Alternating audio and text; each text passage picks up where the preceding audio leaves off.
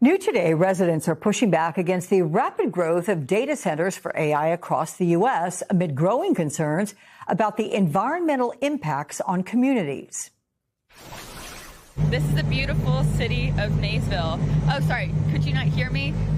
That might just be the two pre-existing data centers right behind me. Georgia Power is expecting all of the tax citizens and the landowners here to subsidize their project. Go look into China and their data centers. They are using like windmills and not using water. 18 of these turbines back here, and they're wanting to put 41 in place. And leading the charge is activist Erin Brockovich, consumer advocate and environmental activist, who is joining me right now.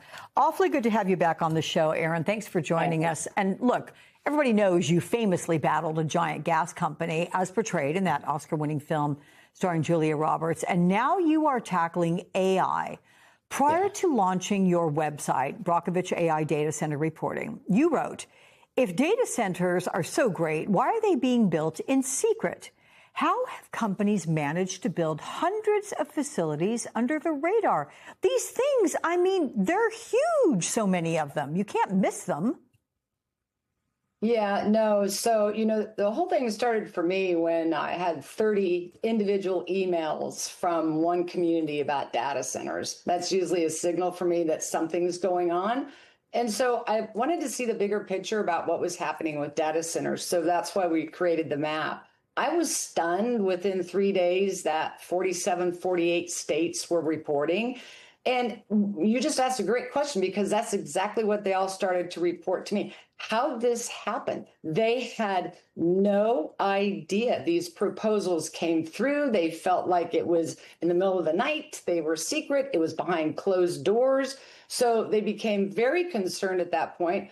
Why did we not know? What is the secret? What is the push? And they had no say in it. So that's what's really started so many of these communities across the country and their frustration about these data centers and how they got there.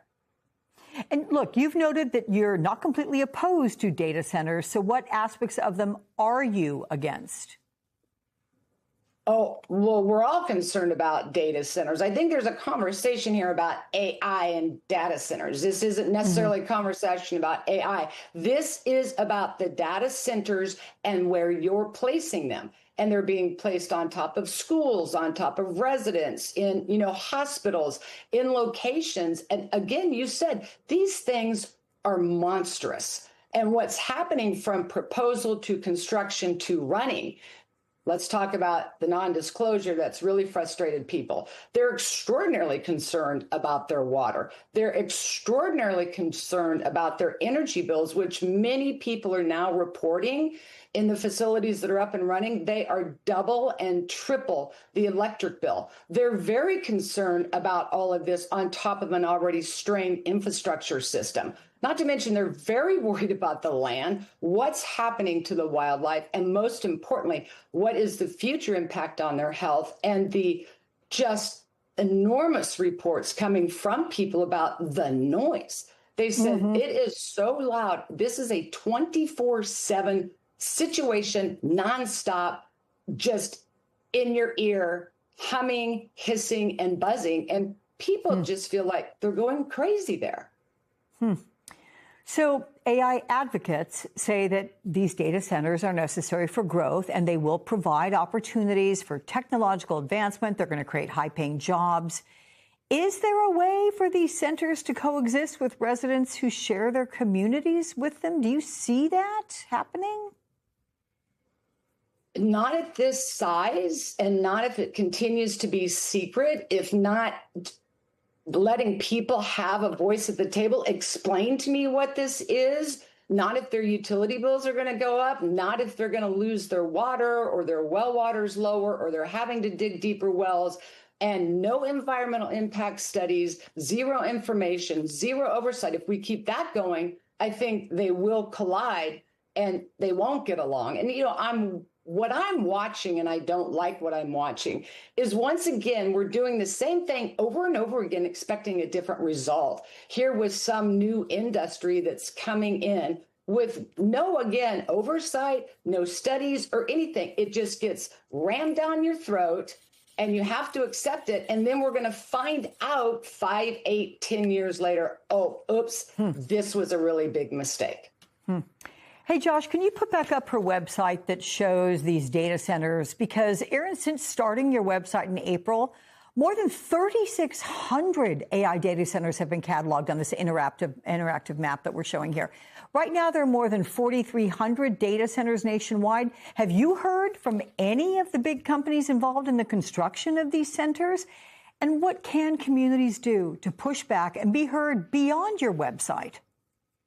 So I have not heard from any of the IT, tech companies. And we've had over 8,000 individual submissions. And this is people reporting what's actually happening in their backyard.